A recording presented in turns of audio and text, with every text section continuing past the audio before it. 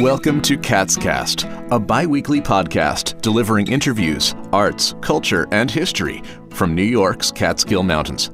In this episode, we hear from Bob Gildersleeve and John Hamm about the great hotels that attracted visitors to the northern Catskills at the turn of the century, and the railroads that got them there.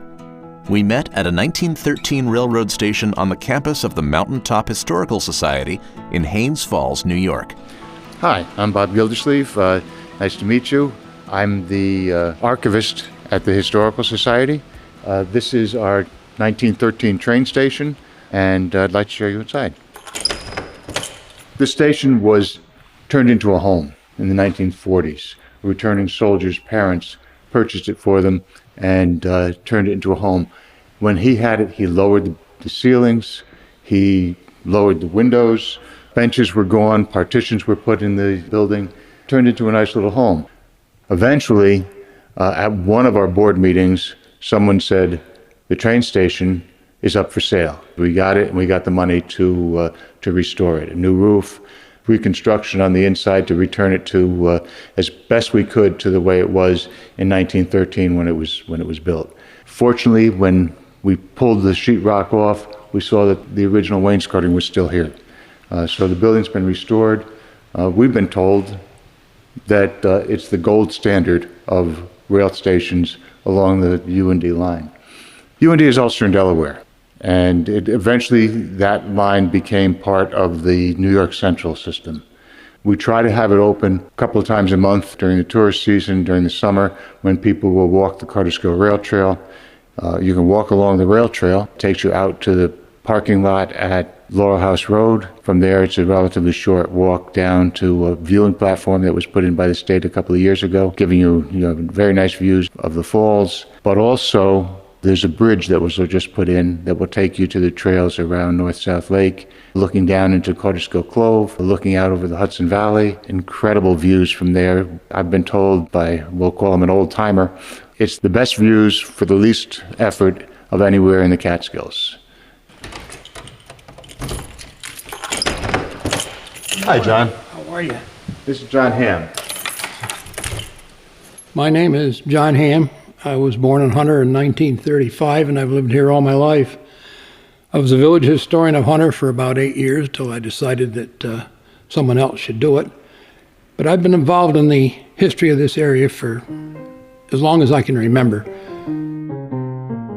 The railroads up here were what brought about this entire area. There were 2 hotels up here, really, 2, possibly 3, the Catskill Mountain House, the Laurel House. And until the railroad came, there really wasn't much else. But the railroad came here when George Harding built the Hotel Cartersville in 1880 and opened it in 1882. And he convinced the railroad, the Ulster and Delaware, to build a branch line from Phoenicia to Hunter and to Haines Falls and Cartersville for the new hotel, and that opened the doors. By 1913, there were 30,000 bedrooms within a 20-mile radius of Hunter in Tannersville. And in 1913, the Ulster and Delaware Railroad transported nearly 750,000 passengers from Kingston into the mountains. So that'll give you an idea how the railroads and the hotels were conjuncted, because one spawned the other. In 1912, in the town of Hunter, there are 135 different hotels and boarding houses, which will give you an idea of the grandeur of the area. And it lasted until World War I came around, and the automobile put pretty much the end to it. People wanted to travel further, and they wanted to do things and not come and sit on a porch as they had done in the past. The hotels themselves were works of art. If you take a look at some of the architecture of the photographs that you see, the Catskill Mountain House is the oldest hotel in the Catskill Mountains. That was built in the 1820s. The Catskill Mountain House brought in a lot of people, including the Harding family from Philadelphia. Harding's daughter, according to legend, had Graves' disease and was unable to eat fat, or had to limit the fat content of her food. They were serving mutton, according to one story that I heard. Harding went to the kitchen and said, "Can you get chicken for my daughter?" They said, "Well, no, we don't have chicken on the menu." So he went to Beach, the owner of the Mountain House, and asked him to have chicken prepared for his daughter. He said, "We don't have that. The menu is fixed." They got into a bit of a fight. Beach told Harding, if you don't like the way we run things here, build your own hotel. And he did. A few years later, he opened a bigger hotel, higher. The Hotel Gildersleeve was the largest frame hotel in the world after the annex was built on it in 1903. It could house 1,200 people, that's guests and staff, and it was a huge, huge operation. The Catskill Mountain House was burned in the early 1960s, controlled fire by the state after it had gone into, it was in very bad shape at the time. There's not much at all left of the Catskill Mountain House except the view. The Hotel Gildersleeve, on the other hand, people go there and think there's nothing. If you know where to look, you can find foundations, remnants of where the barns were, where the annex was. It's an interesting hike from the Catskill Mountain House site a couple miles to the site of the Hotel Gildersleeve. The Catskill Mountain Railroad system was a narrow gauge railroad that was built in conjunction, more or less, with the coming of the hotels.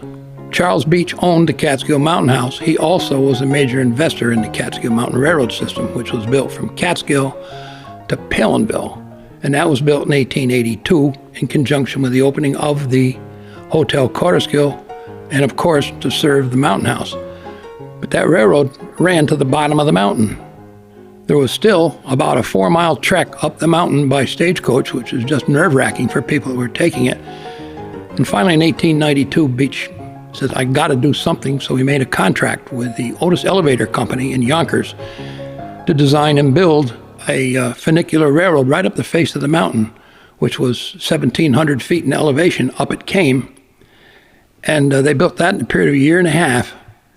And it was a marvelous thing. It was supposedly called the engineering feat of the 19th century, and I do believe you may be right on that. The railroad itself could go from the bottom of the mountain to the top of the mountain in 10 minutes, whereas it used to take approximately 2.5 to 3 hours by stagecoach up the old mountain turnpike. We have a picture postcard of the Otis Elevating Railway. On the back, a woman has written, it's like a trip to the moon, to sit in a chair looking down the tracks, traveling for 9 minutes to get to the top of the mountain. There is an existing trestle about halfway up that's still there. I was hiking that a number of years ago with a friend of mine. We got to the trestle. We thought maybe we could walk across it, but we just said no. There's no way we want to walk across that trestle. So we decided to go around it, and we ran into a bear. So there's still remnants of the Otis there. Well, the automobile was a definite cause of the demise of the railroad. There's no question about it, because the automobile gave people range that they did not have, and they could go where they wanted to by themselves. And as the state built the roads, made them better and better, the need for the railroad passenger service went into decline. And it just went on for years. And finally the state started building airports and all this stuff, and the railroads were paying taxes on all the property. Airports and the highways that were being built were all free. So it was just putting an absolute difficult financial problem on the railroads, and finally they just gave it all up and said, all right, that's what they want to do. We'll no longer run the trains. And the last train came up here on the mountaintop on the 9th of September in 1939, and this station served it. The hotels made this area. The railroad made the hotels. Without one, the other would not exist. And that's gospel. I was very young, 5 years old, rode a steam locomotive in the cab of a steam locomotive on a train through the Notch. That's where Route 214 goes through between Plateau Mountain and Hunter Mountain. Now, rail service ended here in 1940. But I remember that like it was yesterday, and I ride up through there today and I can still see where the roadbed is. You don't see it when there's foliage on the trees, but you go up during the wintertime or in the early spring, you can see it, and you know right where these places are, and the memories come back. That place is pretty much unchanged. Some of the buildings around are still fairly much as they were. I think the one that impresses me the most, of looking the same as it was when I was young, is the Washington Irving Inn down between Tannersville and Hunter. They've done a marvelous job of restoring that building. It's beautiful inside. It's a great place to stay over. My children have stayed over when they visit us. The woodwork in there is exactly the same as it was back in probably 1915. The stairs creak the same, the floors creak the same. The chairs are more comfortable. But the food is fabulous in there, and it's like everything else around.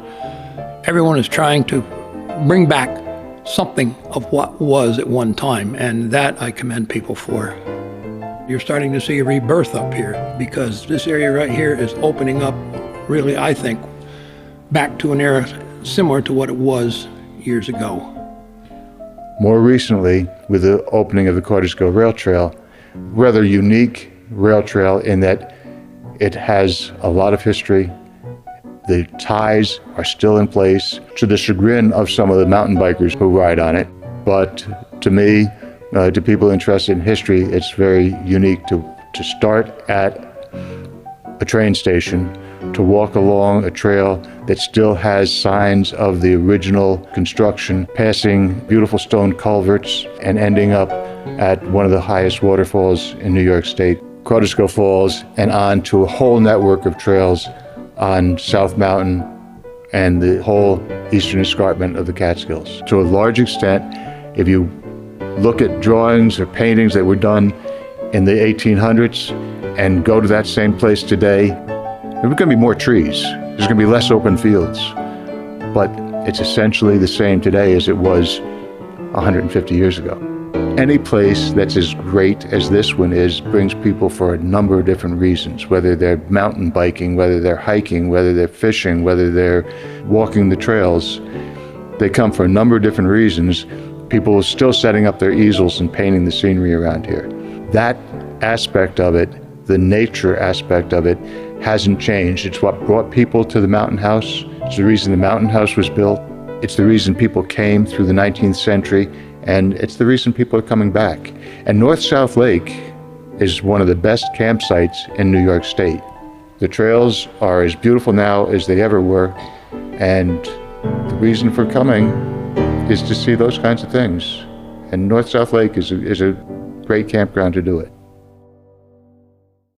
Thanks to Bob Gildersleeve and John Hamm, and to Tony Corretto for the piano ragtime music, and to our sponsor, the Central Catskills Chamber of Commerce, providing services to businesses, community organizations, and local governments in the Central Catskills region. Follow the Central Catskills Chamber of Commerce on Facebook and sign up for a weekly email of local events at centralcatskills.com. Catscast is a production of Silver Hollow Audio. Please don't forget to subscribe, and we'll see you again in 2 weeks. I'm Brett Barry. Thanks for listening. This episode is sponsored by Mama's Boy Burgers.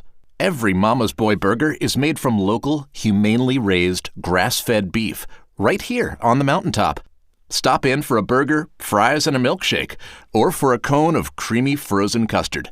Mama's Boy Burgers is located at the only traffic light in Tannersville. Open daily at 11:30. Great food in the great outdoors. Mama's Boy.